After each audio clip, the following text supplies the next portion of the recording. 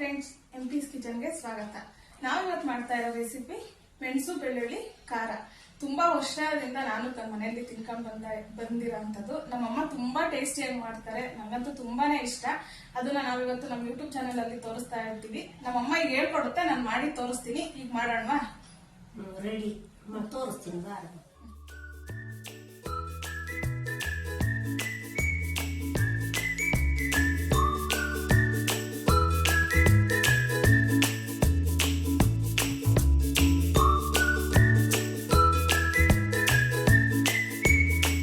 First ನಾವು ಒಂದು ಗೆಡ್ಡೆ ಬೆಳ್ಳುಳ್ಳಿ ಮತ್ತು ಒಂದು ಚಿಕ್ಕದು ಈರುಳ್ಳಿನ ಫ್ರೈ ಮಾಡ್ಕೋಬೇಕು. ನಾವು ಈ ಥರ ಸುಟ್ಕೋಬೇಕಾಗುತ್ತೆ.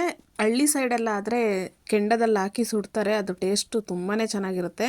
ನಾವು ಸಿಟಿಲಿ ಮಾಡ್ತಾ ಇರೋದಲ್ವ, ಸೊ ಕೆಂಡ ಇಲ್ಲ, ಅದಕ್ಕೋಸ್ಕರ ನಾವು ಗ್ಯಾಸಲ್ಲೇ ಸುಟ್ಕೋತಾ ಇರೋದು. ಈಗ ಎಲ್ಲರ ಮನೆಗೂ ಕೆಂಡ ಸಿಗಲ್ಲ, ಅದಕ್ಕೋಸ್ಕರ ಈಗ ಈ ಥರ ನಾವು ಇನ್ಸ್ಟೆಂಟಾಗಿ ಈ ಥರ ಗ್ಯಾಸಲ್ಲಿ ಸುಟ್ಕೊಂಡು ಮಾಡ್ಕೋಬೋದು. ಸುತ್ತ ತಿರುಗಿಸಿ ನಾವು ಇದನ್ನು ಚೆನ್ನಾಗಿದ್ದು ಒಳಗಡೆ ಎಲ್ಲ ಬೇಯಬೇಕು, ಆ ರೀತಿ ನಾವು ಇದನ್ನು ಸುಟ್ಕೋಬೇಕಾಗುತ್ತೆ. ನೋಡ್ತಾ ಇದ್ದೀರಲ್ಲ, ಈ ಥರ ಸುಟ್ಟು ಮಾಡೋದ್ರಿಂದ ಟೇಸ್ಟು ತುಂಬಾ ಚೆನ್ನಾಗಿರುತ್ತೆ. ನಮಗೆ ಎಂಥ ಜ್ವರ ಬಂದಿದ್ರೂ ಈ ಥರ ಒಂದು ಸರ್ತಿ ಮೆಣಸು ಬೆಳ್ಳುಳ್ಳಿ ಖಾರ ತಿಂದುಬಿಟ್ರೆ ಜ್ವರ ಎಲ್ಲ ಹೋಗ್ಬಿಡುತ್ತೆ, ಅಷ್ಟು ಸಖತ್ತಾಗಿ ಬರುತ್ತೆ. ನೋಡಿ, ಈಗ ಇದೆಲ್ಲ ಚೆನ್ನಾಗಿ ಬೆಂದಿದೆ. ಈಗ ಇದನ್ನು ತೆಗೆದಿಟ್ಕೊಳ್ಳೋಣ. ಈಗ ಅದೆಲ್ಲ ತಣ್ಣಗಾಗೋದ್ರೊಳಗಡೆ ನಾನಿಲ್ಲಿ ಒಂದು ಪ್ಯಾನ್ ತಗೊಂಡಿದ್ದೀನಿ. ಪ್ಯಾನ್ಗೆ 1-2 ಟೇಬಲ್ ಸ್ಪೂನ್ ಆಗೋವಷ್ಟು ಆಯಿಲ್ನ ಸೇರಿಸ್ಕೊತಾ ಇರೋ ಅಂಥದ್ದು. ಈಗ ಇದಕ್ಕೆ ಒಂದು ಚಿಕ್ಕ ಕೈ ಹಿಡಿ ಆಗೋವಷ್ಟು ಕೊಬ್ಬರಿನ ತೊಗೊಂಡಿರೋದು. ಇದಕ್ಕೆ ಕೊಬ್ಬರಿನೇ ಸೇರಿಸ್ಕೋಬೇಕು ನಾವು. ಹಸಿಕಾಯಿಗಿಂತ ಈ ಥರ ಕೊಬ್ಬರಿ ಸೇರಿಸ್ಕೊಂಡು ಮಾಡೋದ್ರಿಂದ ಟೇಸ್ಟು ತುಂಬಾ ಚೆನ್ನಾಗಿರುತ್ತೆ, ಅದಕ್ಕೋಸ್ಕರ. ಈಗ ಇದಕ್ಕೆ ಒಂದು ಸ್ವಲ್ಪ ಅಂದರೆ ಒಂದು 10-15 ಕಾಳು ಮೆಣಸು. ನಾನಿಲ್ಲಿ ಒಂದು 4-5 ಜನ ತಿನ್ನೋವಷ್ಟು ಮಾಡಿ ತೋರಿಸ್ತಾ ಇರೋ ಅಂಥದ್ದು. ಈಗ ಇದಕ್ಕೆ ಒಂದು ಅರ್ಧ ಟೀ ಸ್ಪೂನ್ ಆಗೋವಷ್ಟು ಜೀರಿಗೆನ ಸೇರಿಸ್ಕೊಳ್ಳೋಣ. ಈಗ ನಾನಿಲ್ಲಿ ಖಾರಕ್ಕೆ ಒಂದು 8 ಗುಂಟೂರು ಮೆಣಸಿಕಾಯಿ, ಹಾಗೆ ಒಂದು 8 ಬ್ಯಾಡಗೆ ಮೆಣಸಿಕಾಯಿನ ತೊಗೊಂಡಿರೋ ಅಂಥದ್ದು. ನೀವು ಖಾರ ಜಾಸ್ತಿ ತಿಂತೀರಾ ಅಂದರೆ ಒಂದು 10 ಮೆಣಸಿಕಾಯಿನ ಸೇರಿಸ್ಕೋಬೇಕಾಗುತ್ತೆ. ಈಗ ಇದನ್ನು ಇದರೊಳಗಡೆ ಸೇರಿಸ್ಕೊಳ್ಳೋಣ. ನಾವು ಲೋ ಫ್ಲೇಮ್ ಇಟ್ಕೊಂಡೇ ಫ್ರೈ ಮಾಡ್ಕೋಬೇಕು, ಹೈ ಫ್ಲೇಮ್ ಇಡಬಾರ್ದು. ಯಾಕೆಂದರೆ ಇದನ್ನೆಲ್ಲ ಸೇರಿಸ್ಕೊಳ್ಳೋ ಅಷ್ಟರೊಳಗಡೆ ಅದು ಸೀದೋಗ್ಬಿಡುತ್ತೆ, ಅದಕ್ಕೋಸ್ಕರ. ಇದೆಲ್ಲ ಚೆನ್ನಾಗಿ ಘಮ ಬರಬೇಕು. ಅದೆಷ್ಟು ಚೆನ್ನಾಗಿ ಲೋ ಫ್ಲೇಮ್ ಇಟ್ಕೊಂಡು ಹುರಿತೀವೋ ಅಷ್ಟು ಚೆನ್ನಾಗಿ ಘಮ ಬರುತ್ತೆ. ನಮಗೆ ಎಷ್ಟು ಚೆನ್ನಾಗಿ ಹುರಿದಿರ್ತೀವಲ್ಲ, ನಮಗೆ ಟೇಸ್ಟೂ ಅಷ್ಟೇ ಚೆನ್ನಾಗಿ ಬರುತ್ತೆ, ಅದಕ್ಕೋಸ್ಕರ.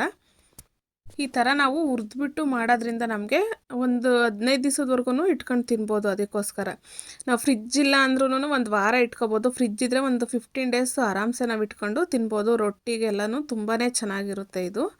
ಈಗ ಇದಕ್ಕೆ ನಾನಿಲ್ಲಿ ಸ್ವಲ್ಪ ಒಂದು ಟೀ ಸ್ಪೂನ್ ಆಗೋವಷ್ಟು ಹುರ್ಗಡ್ಲೆನ ತೊಗೊಂಡಿರೋ ಅಂಥದ್ದು. ಈಗ ಅದನ್ನು ಇದರೊಳಗಡೆ ಸೇರಿಸ್ಕೊಳ್ಳೋಣ. ರಾಗಿ ರೊಟ್ಟಿಗಂತೂ ತುಂಬಾ ಕಾಂಬಿನೇಷನ್ ಇದು. ಮುದ್ದೆ, ಚಪಾತಿ ಎಲ್ಲದಕ್ಕೂ ತಿನ್ಬೋದು, ದೋಸೆಗೆಲ್ಲನ. ನೋಡಿ, ಈಗ ಇದೆಲ್ಲ ಚೆನ್ನಾಗಿ ಫ್ರೈ ಆಗಿದೆ. ಈಗ ಇದಕ್ಕೆ ನಾನಿಲ್ಲಿ ಹುಣಸೆಹಣ್ಣ ಸೇರಿಸ್ಕೊತಾ ಇದ್ದೀನಿ. ನಾನಿಲ್ಲಿ ಒಂದು 5 ಬೀಜ ಹುಣಸೆಹಣ್ಣು ಆಗೋವಷ್ಟು ತೊಗೊಂಡಿರೋ ಅಂಥದ್ದು. ಬೀಜ ಎಲ್ಲ ತೆಗೆದು ಇದನ್ನು ಚೆನ್ನಾಗಿ ತೊಳ್ಕೊಂಡು ನೆನೆಸ್ಬಿಟ್ಟು ತೊಗೋಬೇಕು. ಈಗ ಇದನ್ನು ಇದರೊಳಗಡೆ ಸೇರಿಸ್ಕೊಂಡು ಇದನ್ನು ಒಂದು 2 ನಿಮಿಷ ಫ್ರೈ ಮಾಡ್ಕೋಬೇಕು. ನಮ್ಮಮ್ಮ ಮಾಡಿಕೊಡುತ್ತೆ. ನಾನಂತೂ ತುಂಬಾ ಇಷ್ಟಪಟ್ಟು ತಿಂತಿದ್ದೆ. ನಮ್ಮ ಯೂಟ್ಯೂಬ್ ಚಾನಲಲ್ಲಿ ನಿಮಗೂ ಈ ರೆಸಿಪಿ ತೋರಿಸೋಣ ಅಂತ ಹೇಳ್ಬಿಟ್ಟು ಮಾಡ್ತಾ ಇರೋಂಥದ್ದು. ನಿಮ್ಮ ಮನೇಲಿ ಎಲ್ಲರ ಮನೇಲೂ ಟ್ರೈ ಮಾಡಿ ಹೇಗೆ ಬಂತು ಎಂದು ಹೇಳಬೇಕು ನೀವು. ಈಗ ನೆಕ್ಸ್ಟು ನಾನಿಲ್ಲಿ ಒಂದು ಮಿಕ್ಸಿ ಜಾರ್ ತೊಗೊಂಡಿದ್ದೀನಿ. ಈಗ ಮುಂಚೆನೇ ತೊಗೊಂಡಿದ್ವಲ್ಲ, ನಾವು ಸುಟ್ಕೊಂಡಿದ್ವಲ್ಲ ಈರುಳ್ಳಿ ಮತ್ತು ಬೆಳ್ಳುಳ್ಳಿನ, ಅದನ್ನು ನೀಟಾಗಿ ಸಿಪ್ಪೆ ಎಲ್ಲ ತೆಗೆದು ತೊಳೆದ್ಬಿಟ್ಟು ಕಟ್ ಮಾಡ್ಕೊಂಡಿರೋ ಅಂಥದ್ದು. ಈಗ ಇದನ್ನು ಜಾರಿಗೆ ಸೇರಿಸ್ಕೊಳ್ಳೋಣ. ಈಗ ಇದನ್ನೆಲ್ಲ ನಾವು ರುಬ್ಕೋಬೇಕು, ಅದಕ್ಕೋಸ್ಕರ. ಈಗ ಇದೆಲ್ಲ ನಾವು ಹುರಿದಿದ್ವಲ್ಲ, ಅದೆಲ್ಲ ತಣ್ಣಗಾಗಿದೆ. ಅದನ್ನು ಇದರೊಳಗಡೆ ಸೇರಿಸ್ಕೊಳ್ಳೋಣ. ಈಗ ಇದನ್ನೆಲ್ಲ ಚೆನ್ನಾಗಿ ಒಂದು ಸ್ವಲ್ಪ ತಣ್ಣಗಾಗಬೇಕು, ಬಿಸಿದೆಲ್ಲ ಸೇರಿಸ್ಬಾರ್ದು, ಹಾಗೆಯೇ ತಣ್ಣಗೆ ಮಾಡಿ ಸೇರಿಸ್ಬೇಕು. ಈಗ ಇದಕ್ಕೆ ಸ್ವಲ್ಪ ಹಸಿ ಬೆಳ್ಳುಳ್ಳಿ, ಹಸಿ ಈರುಳ್ಳಿನ ಸೇರಿಸ್ತಾ ಇರೋ ಅಂಥದ್ದು. ಈಗ ಅದನ್ನು ಇದರೊಳಗಡೆ ಸೇರಿಸ್ಕೊಳ್ಳೋಣ. ಹಾಗೆ ರುಚಿಗೆ ಎಷ್ಟು ಬೇಕೋ ಅಷ್ಟು ಸಾಲ್ಟನ್ನ ಸೇರಿಸ್ಕೊತಾ ಇದ್ದೀವಿ. ಸಾಲ್ಟು ನೋಡ್ಕೊಂಡು ಸೇರಿಸ್ಕೋಬೇಕು, ಜಾಸ್ತಿ ಆಗಿಬಿಡುತ್ತೆ, ಅದಕ್ಕೋಸ್ಕರ. ಈಗ ಇದಕ್ಕೆ ರುಬ್ಬೋದಕ್ಕೆ ಈಸಿ ಆಗಲಿ ಅಂತ ಹೇಳ್ಬಿಟ್ಟು ಸ್ವಲ್ಪ ನೀರನ್ನ ಸೇರಿಸ್ಕೊಂಡು ರುಬ್ಕೊಂಡು ಬರೋಣ. ಎಷ್ಟು ನುಣ್ಣಗಾಗುತ್ತೋ ಅಷ್ಟು ನುಣ್ಣಗೆ ರುಬ್ಕೋಬೇಕು. ನೋಡಿ, ಈಗ ಇದೆಲ್ಲ ಕರೆಕ್ಟಾಗಿ ನುಣ್ಣಗಾಗಿದೆ. ನೆಕ್ಸ್ಟು ನಾನಲ್ಲಿ ಒಗ್ಗರಣೆಗೆ ಅದೇ ಪ್ಯಾನಿಗೆ ಆಯಿಲ್ನ ಸೇರಿಸ್ಕೊತಾ ಇದ್ದೀನಿ. ಸನ್ಫ್ಲವರ್ ಆಯಿಲ್ನ ಸೇರಿಸ್ಕೊತಾ ಇರೋ ಅಂಥದ್ದು. 2 ಟೇಬಲ್ 3 ಸೇರಿಸ್ಕೊಂಡ್ರೆ ಸಾಕಾಗುತ್ತೆ.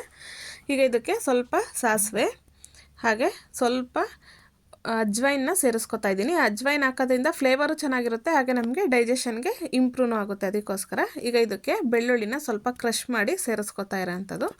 ಬೆಳ್ಳುಳ್ಳಿ ಜಾಸ್ತಿ ಇಷ್ಟ ಅಂದರೆ ಸ್ವಲ್ಪ ಜಾಸ್ತಿನೇ ಸೇರಿಸ್ಕೊಳ್ಳಿ, ತುಂಬ ಚೆನ್ನಾಗಿರುತ್ತೆ, ಅದಕ್ಕೋಸ್ಕರ.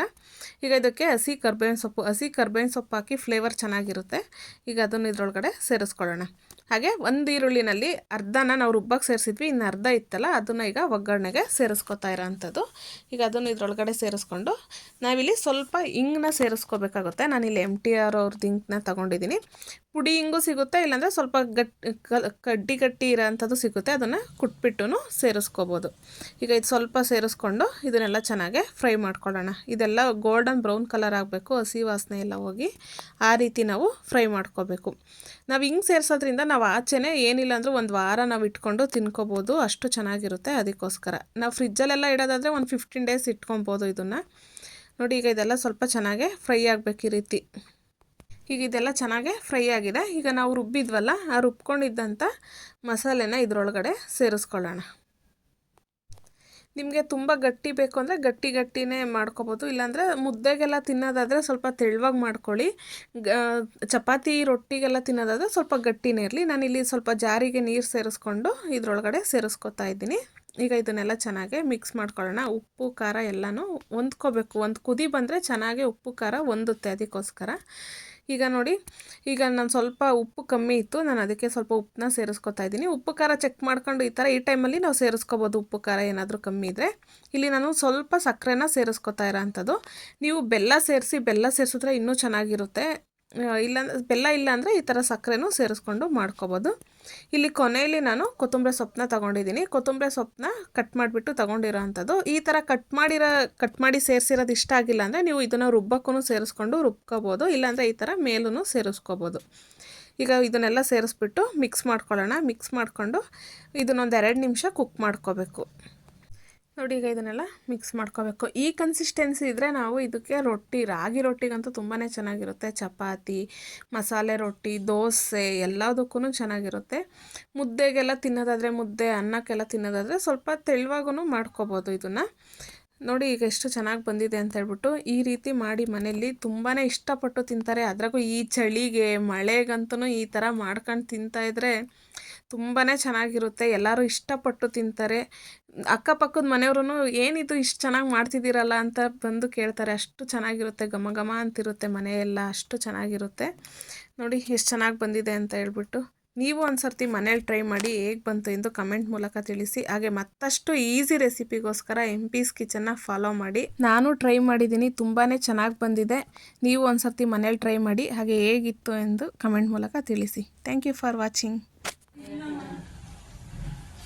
ತುಂಬಾ ಚೆನ್ನಾಗೈತಪ್ಪ, ಎಲ್ಲ ತೋರ್ಸ್ಕೊಟ್ಟಂಗ್ ಮಾಡಿದ್ದಕ್ಕೆ ತುಂಬಾ ಟೇಸ್ಟ್ ಚೆನ್ನಾಗೈತಿ. ಹಿಂಗೆ ಎಲ್ಲರೂ ಮಾಡ್ಕೊಳ್ರಿ, ಚಳಿಗೆ ಚೆನ್ನಾಗಿರುತ್ತೆ. ಚಳಿ ಕಾಲದಾಗೆ ಬಾಯಿಗೆ ಮಾಡಿಟ್ಕೊಂಡು ತುಂಬಾ ಚೆನ್ನಾಗಿರುತ್ತೆ. ಒಂದು ವಾರ ಬೇಕಾದ್ರೂ ತಿನ್ಬೋದು. ತುಂಬಾ ತುಂಬಾ ತುಂಬಾ ಚೆನ್ನಾಗೈತಿ.